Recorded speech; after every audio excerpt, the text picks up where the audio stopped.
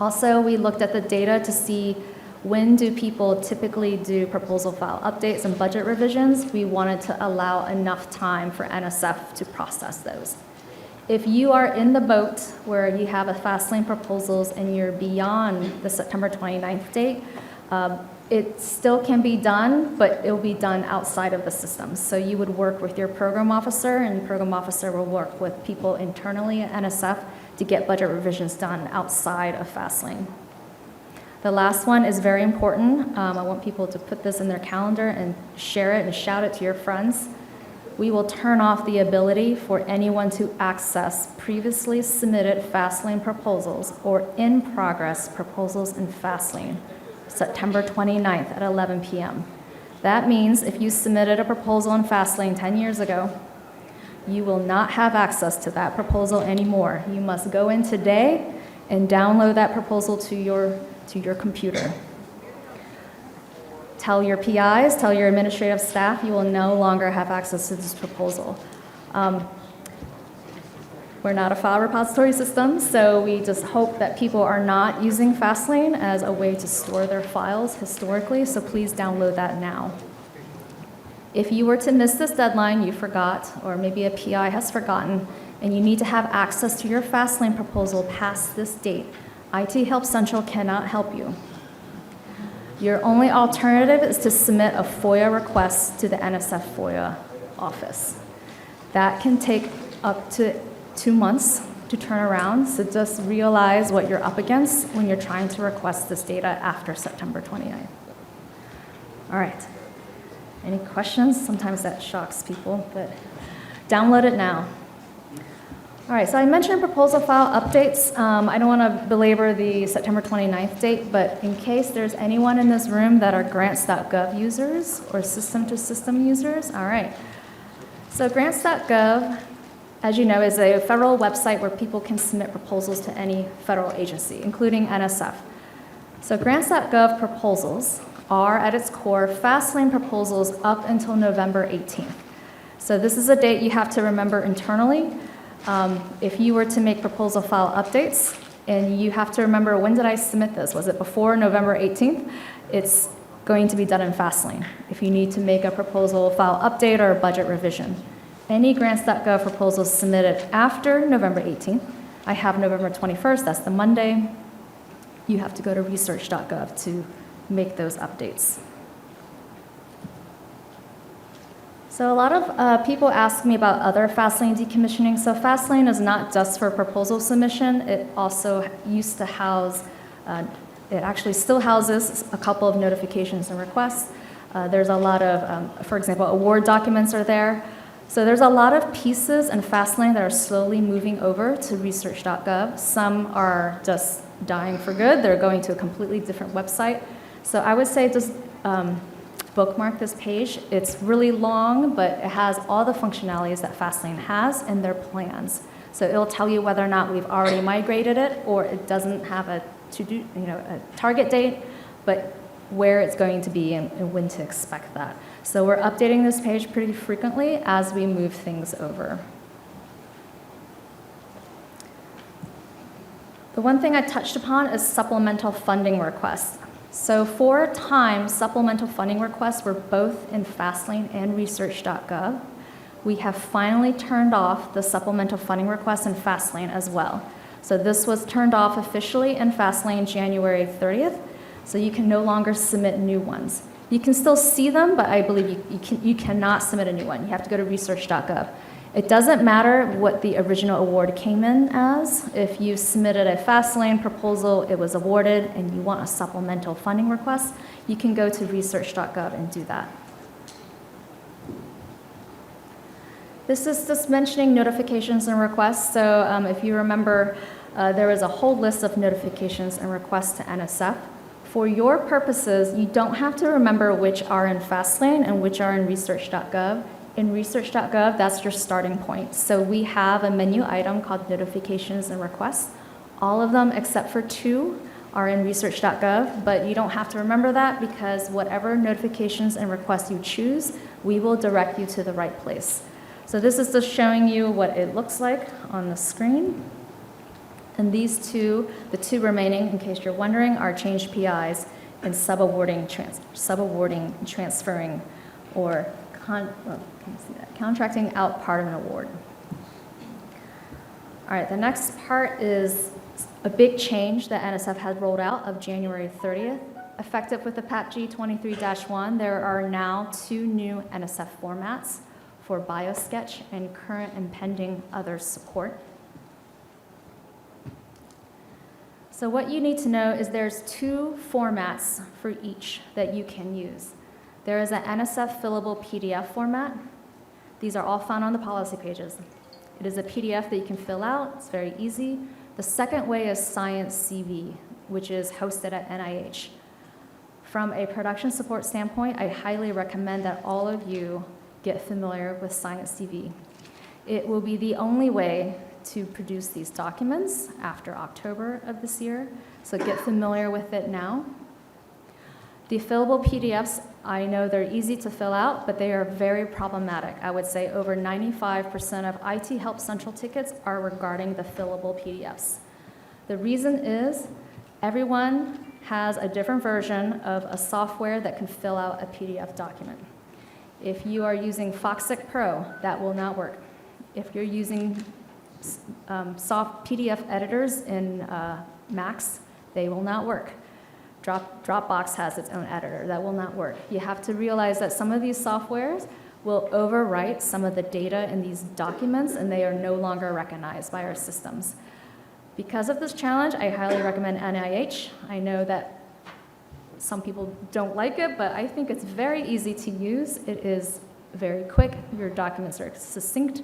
They look good, and they hardly ever get any issues when you upload. So that's my plug for the NIH Science CV tool. In case you're wondering what it looks like, I'm not going to talk about the changes within the documents from a policy perspective, but from a technical perspective, what you're looking for is the effective date at the top. So for program officers and for you, look at the top. The effective date should be 2023. Anything other than this will be rejected when you upload your document. This is just a note about if you choose to use the fillable PDFs, current and pending support template, if you haven't noticed, is 27 pages long. Not everyone, I have yet to see someone that has used all 27 pages. Most people only fill out 3 pages maybe. We have automatically built in a trimming service, so this is just for your information. Do not trim the document yourself. You could inadvertently remove something that you shouldn't have. So upload the document as is. We will scan the document and remove blank pages for you. Please be careful. Always review your document. Occasionally we get someone who has a file that is over-trimmed or a file that is not trimmed at all. And it usually comes back to how you filled out the document. If you use the Mac, if you use Foxit Pro, sometimes that will change the form elements and we can no longer recognize which pages were filled out or not. So always be careful, but if you want to avoid all these problems, you can use Science CV. So the next are just some highlights of the new proposal preparation features. I just want to highlight it is much more user-friendly than it is for FastLane. I mentioned FastLane was produced in 1994. There was no such thing as usability. It's just a big throw up of buttons and links, and it was very difficult for people to navigate that. We now have usability experts, so everything should have a flow, should be intuitive, and you don't need to read a 1,000-page document to figure out what to do. The takeaways here is a lot of text. Research.gov is doing approximately 575 compliance checks compared to 55 in FastLane. So what that means to you is the bar is much higher in terms of proposal quality in order for it to get to NSF. We're just checking for a lot more things. The idea is a reduced burden on NSF's side to check for all these rules and compliance checks, and it will reduce burden on you because you will be told right away when you're preparing your proposal whether or not it is up to standards. Last bullet is just more of an interest for PIs. Research.gov will not alter the quality of your PDF. All your images and resolution will be retained. FastLane used to redistill your documents, so sometimes the images get lost or resolution gets lost during that time. I'm going to really quickly do a demo, and then I'm going to go back to the presentation. So if there's questions, this is a good time to do it.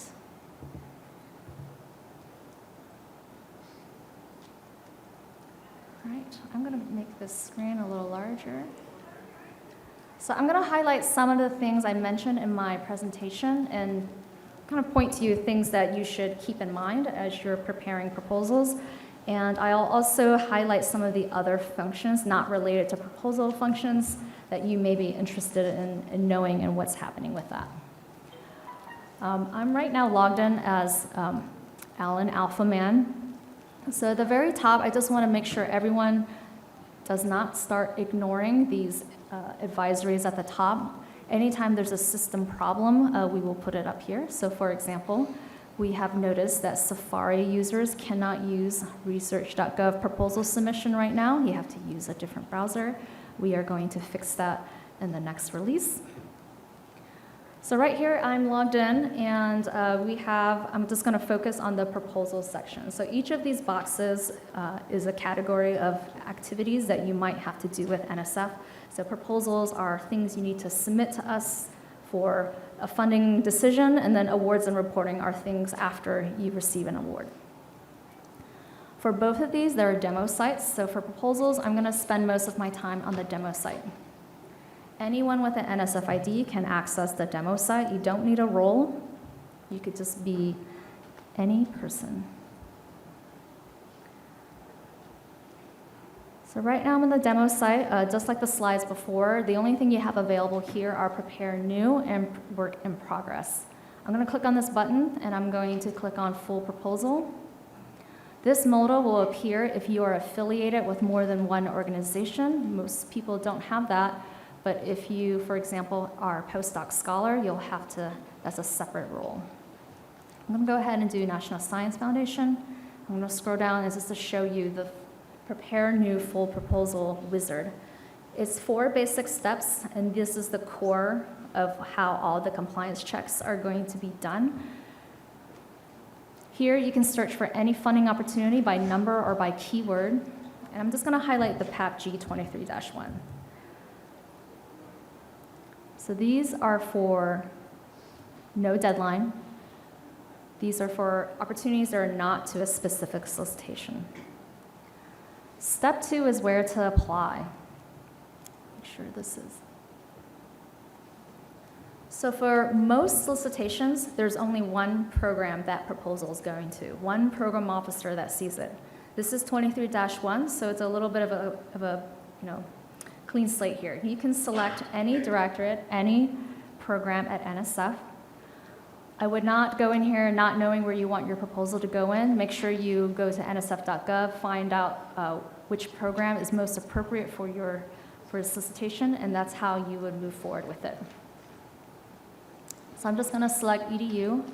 I'm going to select EES. And I'm going to select a program.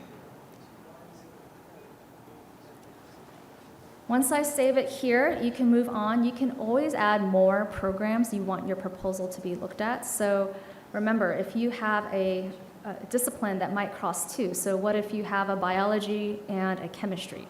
They're both applicable. You can add those programs as suggested places that proposal could be looked at NSF. I'll show you how to do that next. So this is proposal type. So this is where you can see all the different type of funding mechanisms that NSF can provide. Most of the time, people will stick with basic research, which is the radio button at the top. But remember, there's also planning, rapids, eagers, there's conferences, equipment. They all have different requirements, so just if you are going to go outside of research, make sure you read the PAPG. Each of these categories has what I call them smarter links, where you click on it, and it'll take you directly to the PAPG that describes that type of proposal. Each of these proposals have different unique requirements. So for example, some of these don't have a budget cap. Some of these have year caps, so just be careful. Planning proposals have budget caps, so just make sure what you are planning to apply to. I'm going to select basic research. The last step we ask you is if you're going to submit as a single or you're going to be submitting as a set with other institutions. Just to show you what it looks like, you have to also select if you're a lead or non-lead. I'm just going to go ahead and prepare a proposal.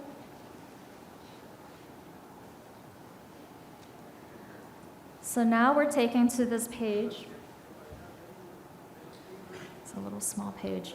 Everything I've answered in that wizard is going to be at the top. One of the most common questions I get is, can I change the funding opportunity at this time? Can I decide I want to be a single proposal instead of collaborative set? Unfortunately, everything except for the title and where to apply, you cannot change once you get to this point. And it is on purpose, and that is because of our 500 compliance checks. We are relying that you selected what you selected in that wizard. We cannot allow you to switch the solicitation number, for example, because the rules may be completely different. So for example, project description page length, that could differ between solicitations. We don't want you uploading a 20-page document and then changing it to the solicitation that only allows 15. So I guess the trade-off for having more compliance check is a little more inflexibility on how you're preparing your proposal. I'm going to scroll down a little bit and just kind of go over some of the most commonly asked questions of sections and then sections that have recent changes. So I'm going to go to project description and just talk a bit about this. This is our most called about section because this is the guts of your proposal. It's the longest part of your proposal. So when this first rolled out, we were checking for margins and fonts. Those have been suppressed for now. They will come back at some point, but there's no target date for that. The reason we had to roll back the fonts and margins is we were discovering that depending on the software you were using, fonts and margins could be interpreted differently. So for example, if you're using Microsoft 2016, a 1-inch margin is not a 1-inch margin according to Microsoft 2022. So we are noticing this diverse behaviors of even Microsoft products where we are unfairly preventing proposals from getting in. And it was too much of a burden for people to go through this gymnastics of trying to get the proposal to play well with the validations. Fonts are also tricky because not everyone is using Microsoft Word. You might be LaTeX users, or you might be some other software that's not Microsoft Word. Those fonts are proprietary. So they were causing some unexpected warnings and errors when people were using this. So we will be taking a step back just to see how we can be more fair about how we're monitoring these types of things like margins. But we are checking for other things. I just want to highlight those that trip people up a little bit. Hyperlinks. According to the PAPG, you cannot have hyperlinks in this section. This is the only section where we check for hyperlinks. This means not only clickable links, but you cannot have text that look like a link. So HTTP, www will be rejected on your project description. Some features on this page that exist on other pages are, if you look in this gray box up here, we always try to put the solicitation that you're applying to up here so you can check the requirements of that right away. And we'll also take you to the PAPG guide that's applicable to this section. I'm going to skip over to, actually I'm going to go to Manage Personnel. So Manage Personnel, this is where you would add your people. So you have your co-PIs and other senior personnel. As you all probably are not surprised, for co-PIs, you must have an NSF ID. So I'm just going to go ahead and add one in, just for my testing purposes. So there's several criteria before a person will return on this list. They must be affiliated with a university or an institution or a business. They must have a PI role. If you granted a PI role to a person at your institution, it could take up to 1 hour for the systems to recognize that person. That's not intuitive for people to know that. It takes time for that role to propagate with the system, so please don't assign roles on the day of a deadline. Go ahead and add this personnel. And one note for senior personnel. Senior personnel, you can add them by NSF ID. You can also add them by name. So these people do not need NSF IDs. You can add them just by whatever. Anybody you add on this page must have senior personnel documents.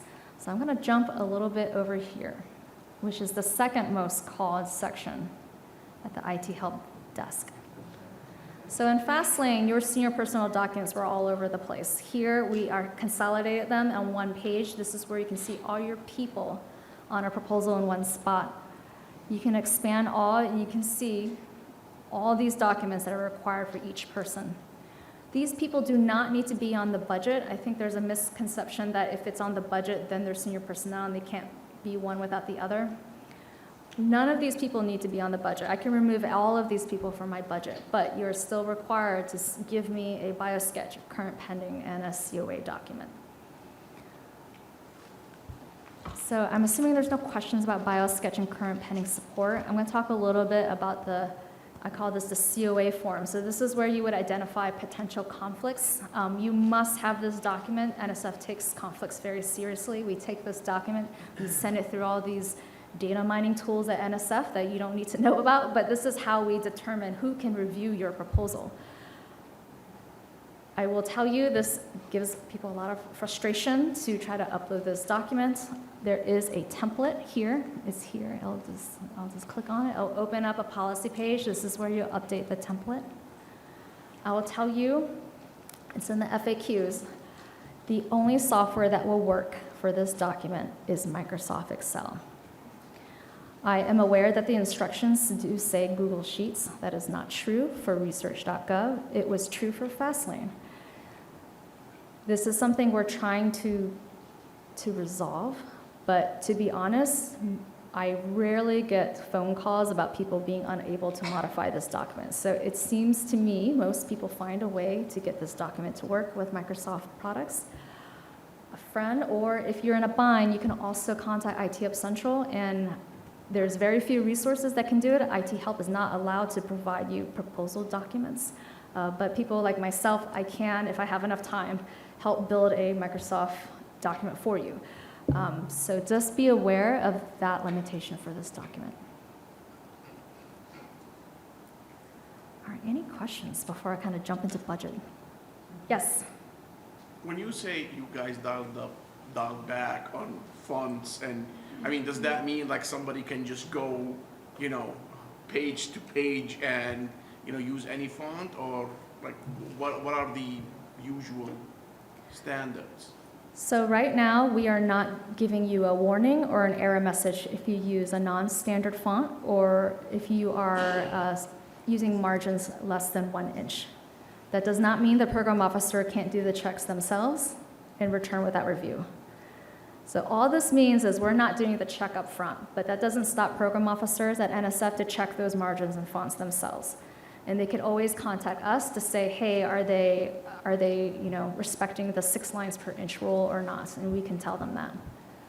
But yes, you can. So basically, we will do our best to, yes, as much as whatever is to leave it as 1 inch and whatever font, right? But yes, that's all we can do, because do your best. Because I noticed that when you go, let's say, if I'm working at home and I go to school and I have different versions, it does change the fonts just by opening the, and it's really very hard to do that. Especially when you finish the 35 pages and you PDF them, and then you realize that, hey, I'm not really 1 inch. So that's just like, so that you're still looking, but you're not going to be very picky if it is 1 inch or 0.95. I cannot say what the program officer finds picky or not. Some program officers at NSF do have their own tools that will check margins and average spacing between letters. So I'm just saying that just because you get the proposal in the door, there's not some secondary person at NSF double checking these fonts and margins. You're still at risk if you try to violate it a lot. Oh, yes. About the project description piece and the HTTPS, I ran into this fall. Some things are cited on the web, and the in-text citation for my profession says you put the HTTPS in for an in-text citation. Are you going to care about that? Is that going to get kicked out? Because I've been crossing my fingers ever since. So when people talk about references, it's usually this section, and this is not checking for, Oh, no, this is in the project description. it's in the project description? There are things that we pulled from like NCES. So the in-text citation is the HTTPS, the actual URL. And that was where we just took it out and thought, oh gosh, I hope this flies. But so do you have any guidance about, is that all right to do that? So if it does have, if that is the in-text citation, are you okay with us just putting the date and leaving that out, even though our professional organization would cringe about that? So I can only tell you what the system will reject. It will reject a HTTP. Sometimes people are referencing data sites, and I know that's challenging to put in there. It's not a great workaround, but you have to spell it out. So data space DOT space com.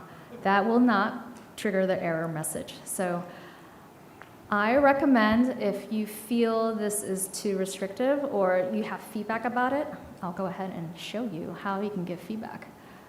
So on Research.gov, at the very bottom, there's this nice orange button called feedback. I always highlight this at every conference. People do read this. It's not IT help, it goes to our business office. And if it's a policy-related question or something's not working, maybe the validations aren't in the spirit of the PAP guide and you feel it's not implemented quite correctly, you can send them here. You can be anonymous. Name and email address is not required. You can just give us your true feelings and thoughts into the comment box, and someone at our business office will review it. If it's a technical issue, it comes to me. If it's a policy issue, it goes to policy. If you don't say anything, NSF will not think something is wrong. So this is, just like solicitations, we don't know if something's not quite working right or it's not in the spirit of the PAP guide. Maybe it's the implementation is not quite what you feel is right. I think you should send it here. Thank you. You're welcome. All right, it's 3:11, so let me see what else I can show you. I'll go back to my proposal site.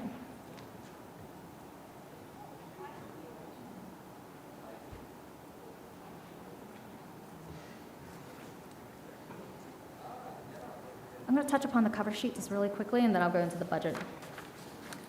So the cover sheet is pretty straightforward, but I just want to highlight we have added new checkboxes.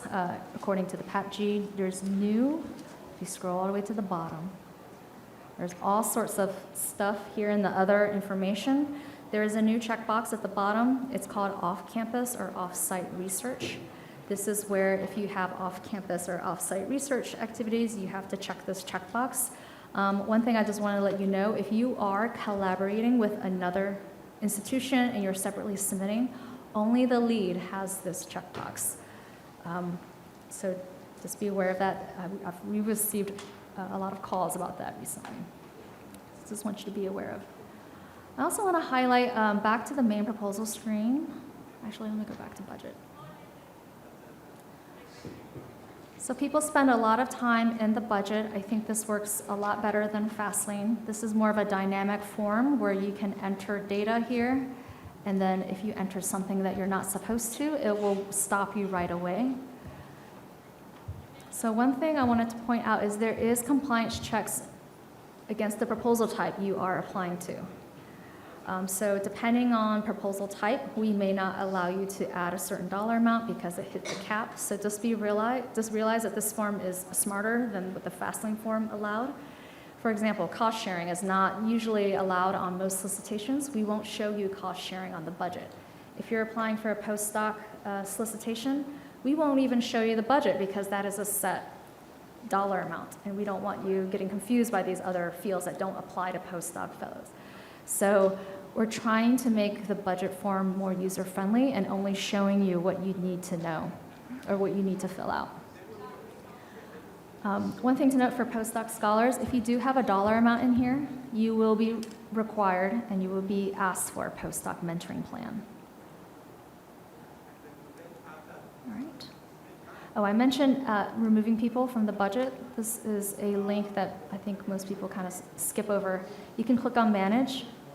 So if I remove this person from the budget, this person would be removed from all years of the budget. So one common question I get is, this person's not getting money in year 1, but they are getting money in year 2. You keep them. They can be 0 on year 1, but if they're not getting any money at all, just remove them completely. They are still beholden to the senior personnel documents. All right. Any questions here? I'm just going to make this a little smaller so you can kind of see this. So remember I said that depending on your solicitation, depending on the type of proposal or type of item you're applying to, these proposal sections will change. So right now you can see at the very top, I have required proposal sections. These are all the things you must have before you can submit a proposal, depending if you're the lead or the non-lead, or maybe you have a prelim proposal. This section can get smaller or they can get bigger. This way, there's no question on what sections are required for the solicitation, and no question that you didn't have this document. At the bottom is a more creative section, is the optional section. So these are sections we're not checking for, but you can upload documents here. So I wanted to make sure that people distinctly know the difference between supplemental documents and single copy documents. Single copy documents mean only NSF can see that file. It is not seen by reviewers, so they're private documents. So this is where you would enter things like people that you don't want to review your proposal. Perhaps there's someone that doesn't like you. You can add those names under single copy documents. Other supplemental documents are usually a catch-all category for solicitations that might request additional information from you. Maybe there's other documents here. You can put them here. A lot of times letters go in here. Please note, the system cannot process PDF documents with special Adobe stuff in it. And I say stuff because there could be multiple things a PDF document has that is not expected and we cannot process. The number one thing I could think of is certified signatures. Do not certify any of your documents. That would, best case, it'll stop you from uploading it. Worst case, it will allow you to upload it, but it looks blank on NSF's side. So please, we see it a lot with letters because we get these beautiful letters from a company or a university saying, I endorse under this project or whatever. It has a signature on it, and that is problematic. So our recommendation is just, if it has passwords, if it's password protected or any sort of special stuff in it, just reprint it as a flat file and upload it, and that would work fine. You can upload as many documents as you like here. All right. I went over the highlights of all these documents, but I do want to go back to the regular Research.gov site to kind of show you other things not related to proposal preparation. I want to show you where the help is. And I mentioned the help is not very easily, it's not very helpful. At the upper right-hand corner, we have two links. One is help and one is about.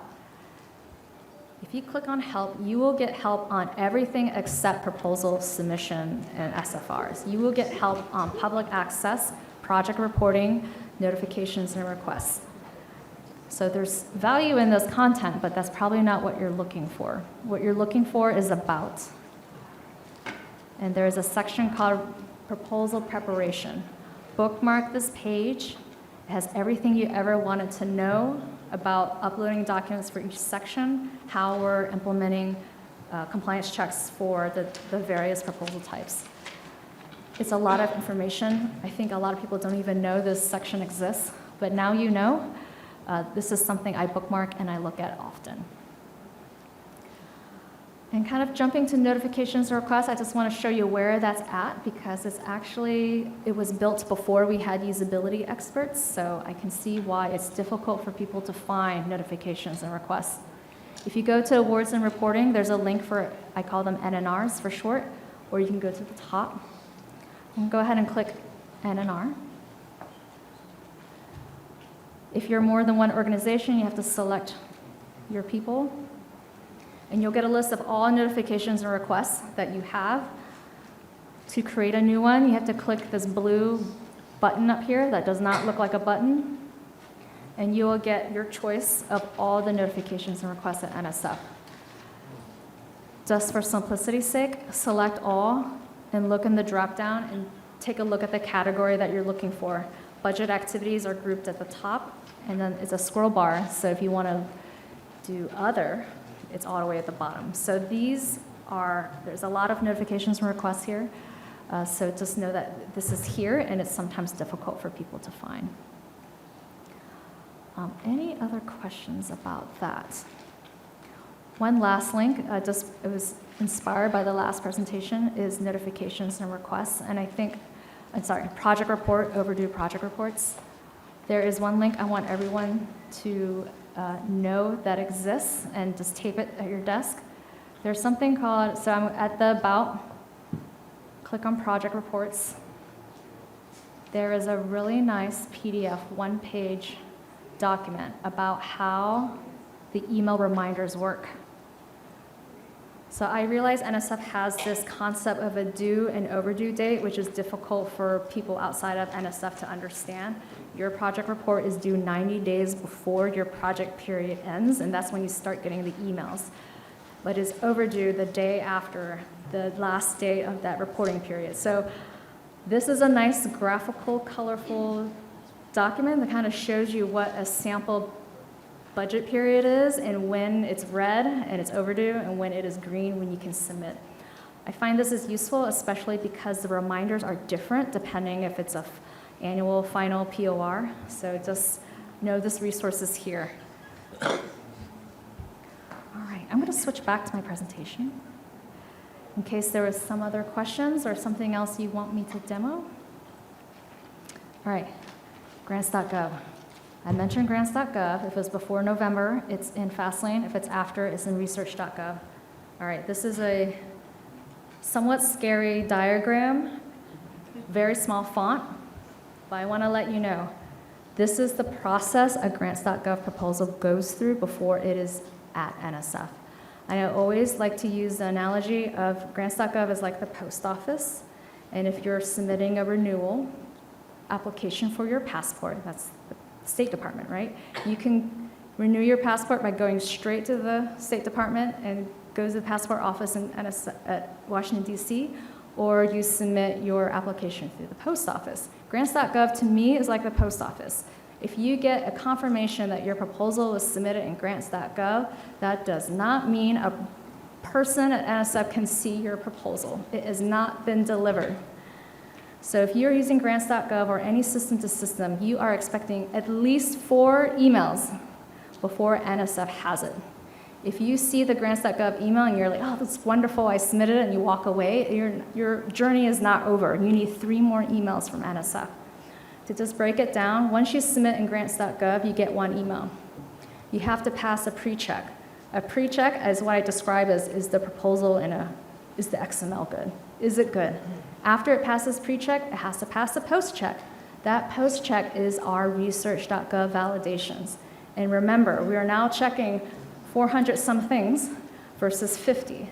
So if you are a grants.gov user and you had a wonderful time before November, it's a little more challenging now to get your proposal at NSF because we're checking for over 4 times more things. Some things I know does not translate perfectly from grants.gov or will not work, so I'll highlight the big ticket ones. Separately submitted collab proposals, you cannot use grants.gov. You must use research.gov. All right, so now we're down to single proposals. If you have subawards, you have senior personnel and subawards, you can use grants.gov, but grants.gov can't translate a person from your subaward over to research.gov. So what will happen in that case? Let's say you have several subawards and you're using grants.gov. If you pass the pre-check, you'll be stopped at post-check. And it'll say you need to complete your application in research.gov and finish uploading the documents for your subawardees and your other senior personnel. So I'm not saying it's impossible, but it's more of the more people you have, you probably have to finish your proposal in research.gov and be cognizant of how complex your solicitation is. if your solicitation is a basic vanilla proposal, I think Grants.gov would be a great choice. If your proposal is complicated and it has lots of special sections, like postdocs, you might be better served to go straight to Research.gov. So my takeaway here is submit in Grants.gov. You have a journey to go through before it gets to NSF. The thing I highlight, regardless if you're using Grants.gov or Research.gov, if you submit a proposal, you must check your proposal status. When you submit a proposal at NSF, it goes through some processing before NSF can see your proposal. To know for sure your proposal made it through, you get an NSF proposal number. When you create a proposal in Research.gov, you get like this little short 5-digit number. That's not a proposal number. A proposal number always starts with a 2223, which matches our fiscal year. After 24 hours, you must check your proposal status, and you will feel assured you can sleep at night if you see your proposal number in this list. If you do not see it in this list, or if you go to check on your submitted proposal and it's still pending and you don't have a number, you have to call IT help. Especially if you're a Grants.gov user, this is imperative for you to make sure the proposal's made it in. Any questions? All right, I have 5 minutes, so I'm gonna go as quickly as I can. Yes? So, when I withdrew my proposal before the deadline because I needed to make some updates to it, it kicked it back, but it basically took away everything that I had to recreate the whole proposal, upload everything again, including the budget. So that was one issue, but since I had time, that wasn't the main issue. But I had to link my proposal to the letter of intent, and I couldn't because it said the letter of intent was already linked with another proposal. Mm-hmm. So at that time, I did not know what to do, so I put it under supplement document, the letter of intent, and I emailed Dr. Paige Anderson and left it at that. Mm-hmm. So is that an issue, or is there a way to handle that? So that's a one-off case where the letter of intent can be submitted in FastLane or Research.gov before January 30th. We had a lot of situations where people submitted letters of intent in FastLane and then tried to submit a full proposal in Research.gov. Research.gov will not recognize a letter of intent from FastLane. So in order That to, was not the issue. it was not the issue? I had submitted letter of intent also on Research.gov. Mhm. So when I submitted first, I was able to link it. The problem came because I withdrew my proposal to update it and resubmit well within the deadline. Okay. And in that process, since I had to recreate the proposal, my old proposal number got linked to the letter of intent, and so Okay. it wouldn't let me link the new one. I'll take that back to my team. It sounds like if you put a letter of intent on a withdrawn proposal, you can't reuse that number, and it sounds like you should be able to, because it's like forever linked. We don't want that. So I'll let my team know. But in case you have another situation tomorrow and this is still not fixed, you can submit full proposals without entering a letter of intent number. Same for prelim proposals. Regardless if the solicitation requires those documents, the system will not enforce it. The reason is just because there's a lot of solicitations. Some solicitations have multiple tracks, and sometimes multiple tracks have the requirement and some do not. So just from being a practical standpoint, we don't enforce that. I see lots of questions, so let's do questions. Yes? Just out of curiosity, the current and pending, why isn't the system auto-generating the current submission? Like we have to generate the first, so you have to count the one that you're submitting also as part of that. Yes. Is there a way where that will be auto-generated or no? We're always looking ways to make those documents easier for people. And I'm not only saying because when I ask, when we have 10 faculty, right, in a grant, and you ask them, they always forget the current one. They'll put in all the other one, then we have to go and add always the last minute, add the current one, because they're just assuming, okay, current and pending what I have, and they don't assume that the one we're submitting is also one of the current and pending.